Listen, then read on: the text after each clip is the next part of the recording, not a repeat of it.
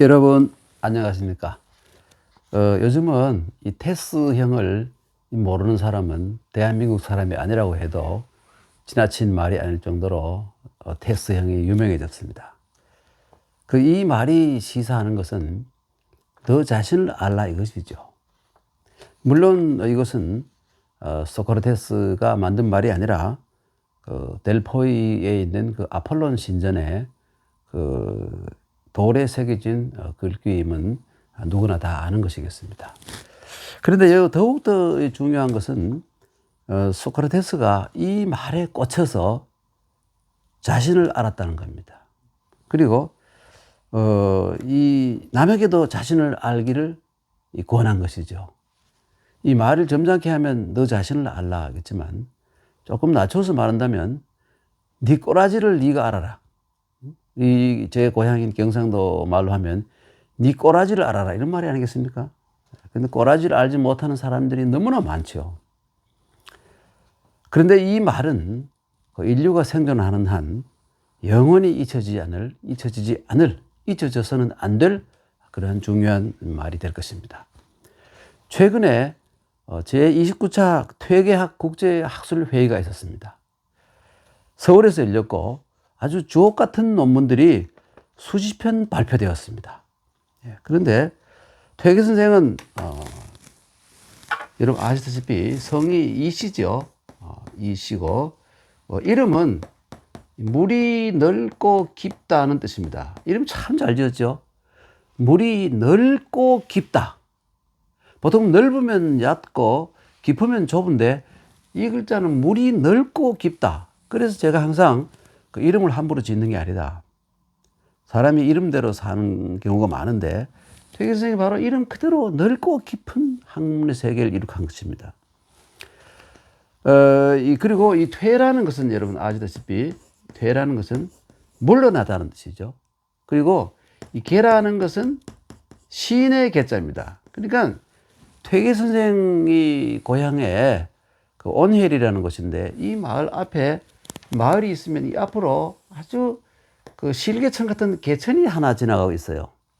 근데 여기는 대개 토끼가 목이 마르면 내려와서 물을 마신다고 해서 여기를 토계라고 원래 했습니다. 토끼 시내죠.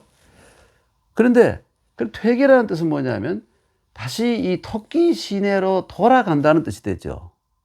물론 이 지명을 뒤에 퇴계라는 지명으로 바꾸기도 했습니다만은 퇴계 선생은 이 토계의 고향으로 다시 돌아간다는 이런 의미로 사용한 것입니다.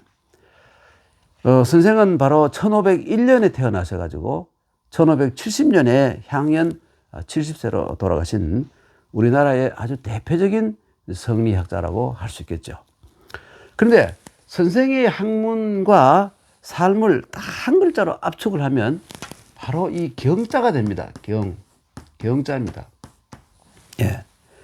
그런데 이 경은 하늘도 공경하고 사람도 공경하고 그러니까 바로 경천애인이라는 의미를 다 담은 글자가 바로 이 경자 한 글자입니다. 예.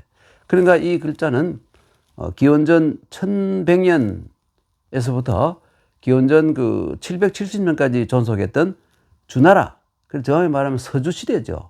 동주에 오면 주나라는 망한 거나 마찬가지입니다. 조그마한 제후국으로 축소가 되기 때문에 이 중앙 집권도 하지 못하던 조그마한 제후국으로 변했기 때문에 정말 주나라는 기원전 1100년부터 기원전 770년까지가 바로 서주의 전성기 시대라고 할 수 있는데 그때 만들어진 이 글자, 이 경자인데요. 정확히 보면 이거는 사람입니다. 사람이죠. 그리고 이 부분은 뭐냐면 사람 머리에 있는 장식이에요. 저는 아무래도 이건 여성이라고 보고 왕비라고 보는데요. 그리고 이 뒤에 여기 손이 하나 붙어 있어요. 손. 그리고 이 손으로 이 아름답게 머리를 장식하는 모양이에요. 그런데 이 뒤에 이것이 다시 이런 글자로 변하는데 이것이 다시 변해서 이렇게 변하지 않아요. 두드릴 복자가 되는데. 근데 여기서는 이게 손이고 이건 뭐냐면 고데기라고 보면 돼요. 머리를 잘 만지는, 요즘 말 고데하는 고데기, 머리를 잘 만지는 이 도구라고 보면 돼요.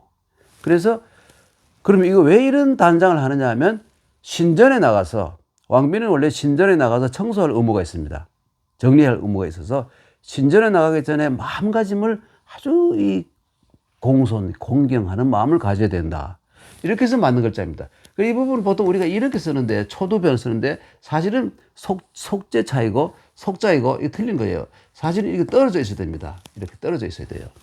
그러나 지금 보통 이렇게 사용하고 있죠. 이건 속자입니다. 그리고, 그래서 원래는 요것만 있다가 이렇게 변하는데, 이게 경이라는 게 이런 의미를 가진 겁니다. 그러니까 이 글자는 참으로 오래전부터 쓰이던 글자인데, 그러니까 이 10세기 중반에 건국한 송나라 아시지 않습니까? 송나라. 이 송나라, 조광윤의 송나라. 송나라 때부터 이제 성리학자들에게 특별히 주목을 받았습니다. 여러분이 잘 아시는 이 정이, 그 형님이 정호예요. 정호, 호. 그리고 동생이 정이. 이 두 분의 이름은 참 우리 조상들은 이 6살만 되면 다 돌아갈 때가 알았습니다. 왜 그러냐면 이 두 분이 바로 정주 그 성리학그래서 바로 이 정이, 정호 형님이고 동생인데, 정호, 정이와 북송 때 사람이고, 남송 때의 주희가 바로 주자죠. 주자라고 부르는 이 세 분이 바로 성리학의 대표자이기 때문에 우리 조선이 건국을 할 때 정신적인 이 기둥을 성리학으로 잡았지 않습니까? 500년 동안 우리 이 국가의 기틀이 된 겁니다. 성리학이라는 것이. 그런데 이분들이 이 경을 특별히 중시했습니다. 그래서 그 영향을 받은 퇴계 선생은 이분들보다도 더욱더 철저히 경을 받들고 또 힘써 실천을 하신 분이에요. 그래서 퇴계 선생의 일생을 한마디로 줄이면 퇴계의 경의 철학이라고 그런 겁니다. 그런데 이번에 아주 참 제29차 퇴계학 국제학술회의가 열렸는데, 그 주옥 같은 수많은 논문 가운데서 가장 주목을 받은 논문이 성균관대학교 명예교수인 이기동 교수님의 논문인데요.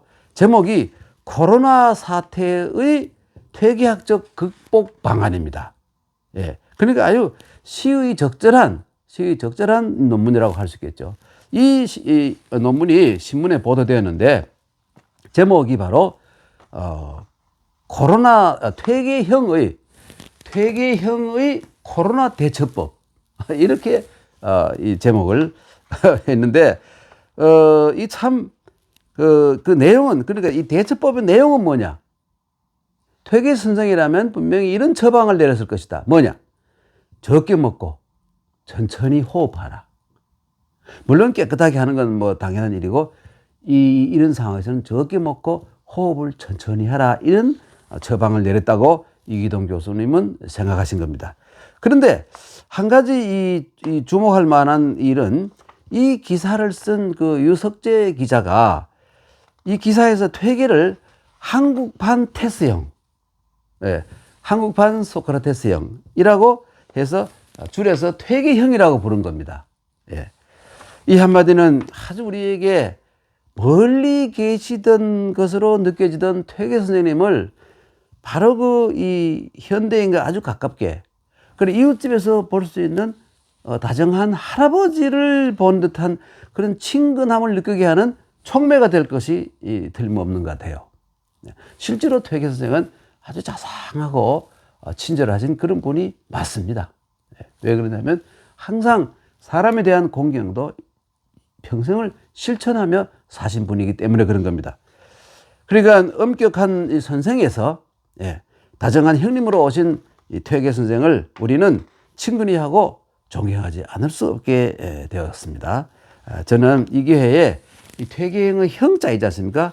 이것을 제가 한자랄 합니까? 그래서 한자랄은 한자를 잘 알려주는 영감 혹은 노인의 준말입니다. 좀 잘 알려드려야 되겠죠? 한번 살펴보도록 하겠습니다. 형자. 이 형자는 바로 기원전 11세기부터 시작해서 기원전 770년에 문을 닫는 서주시대에 만든 글자입니다. 글자를 보면 원래 모양은 어떻게 생겼냐면 이렇게 생겼어요. 이렇게 해서 이렇게 생겼습니다. 이건 뭐냐면 입을 벌리고 하늘을 향해서 뭔가 말을 하는 사람이에요. 위를 보면서. 요거는 뭐냐면 사람입니다. 사람. 여기 그 입이 되고 여기 사람이죠. 여기 이렇게 된 것이 사람 인자예요. 이거랑 똑같은 글자입니다. 사람이에요. 그런데 달리 말하면 오 하늘이시여 우리에게 복을 내려 주십시오. 아니면 비가 오니 비를 내려 주십시오. 뭐 비를 그치게 해 주십시오. 이런 이 말을 하늘을 향해서 외치는 사람. 이 사람이 바로 형이에요. 그런데 사실은 이 역할을 하는 사람이 누구냐면 그 부족이나 종족에서 제일 어른이 하잖아요. 아버지 안 계시면 누가 합니까? 형님이 하는 거예요. 그래서 의미가 원래는 하늘을 향해서 기도하는 이 축관, 하늘을 향해서 제사를 지낼 때 큰 소리로 그 많은 사람들의 의견을 모아서 외치는 사람의 뜻이었는데 그 역할을 하는 사람이 되게 어른이나 형님이 하기 때문에 형님이라는 뜻으로 자꾸 의미가 확대되니까 그쪽으로 넘어가니까 그러면 그 일을 하는 사람을 위해서 앞에다가 이거는 여러분 내가 여러분 설명 알죠? 이 T자형 뭐냐면 이런 큰 바위 돌입니다. 이 기둥에다가 돌을 얹어 놓은 거예요. 그러니까 제사를 지내는 제사를 지내는 제탁이라고 할 수 있어요. 그리고 여기에는 소, 뭐 양, 뭐 돼지 이런 그 중에 하나를 잡아서 얹어 넣는데 특히 이 신들은 이 혈식을 좋아해요. 그리고 혈식, 피가 출출 흐르는 걸 좋아한단 말입니다. 신선한 걸 좋아해요. 그게 사람들이 그렇게 생각한 겁니다. 그래서 여기다가 금방 잡아서 올리기 때문에 피가 막 떨어집니다. 이것이 변해서 이런 모양이 돼요. 이건 희생이고, 이거는 제탁이고, 이건 피죠.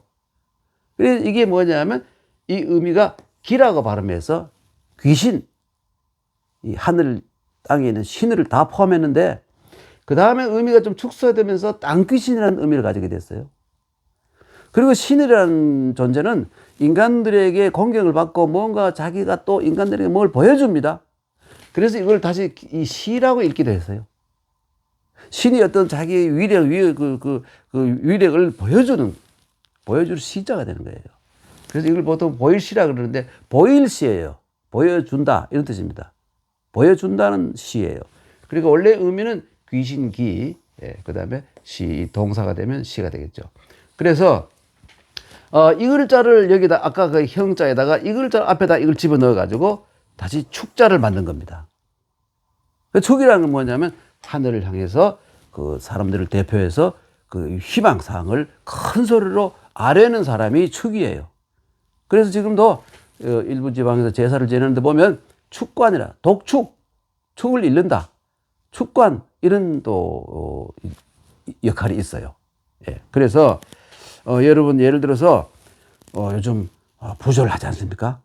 친구가 뭐 결혼한다든가 혹은 이럴 때 부조를 하면서 그 뭐 경우에 따라서 좀 바쁘기도 잊어버리기도 해서 그 이 부조 부의금을 축하금을 못 낸 경우 있죠.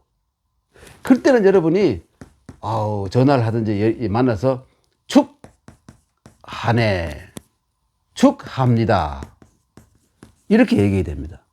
왜 그러냐면 이거는 뭐냐면 마음속으로 그 집에 그 며느리나 사위가 가서 잘 되길 부부가 잘 살기를 바라는 그 마음의 어떤 그 바람이잖아요. 그런데 축하합니다. 그러면 여러분 알면 이 더할 가짜에다가 이 돈을 의미하는 조개패가 들어가기 때문에 반드시 여기에는 이 돈이나 혹은 다른 물건, 뭐 화환이나 뭐 이런 거를 거기에 보내야 그 하가 되는 거예요. 그러니까 이렇게 했을 때는 축하합니다. 이러면 되는 것이고, 상황이 어떤 그런 관계에서 이런저런 복잡한 관계로 이걸 못 보냈을 경우에는 축합니다. 축하네. 하고 하자를 빼먹어야 돼요. 여러분. 농담 같지만 사실입니다. 그러니까 우리가 보통 어떤 사람이 뭐 좋은 이 경사가 있을 때 우리가 축하합니다 하잖아요. 그러면 막걸리라도 한 잔 사고 축하합니다 해야지. 그것도 안 하면서 그 부조도 안 하면서 그냥 축하합니다 그러면 그 말을 잘못 쓰는 거예요. 그러니까 그때는 축하네, 축합니다. 하자를 살짝 빼먹으면 돼요. 농담입니다, 여러분. 고맙습니다. 안녕히 계세요.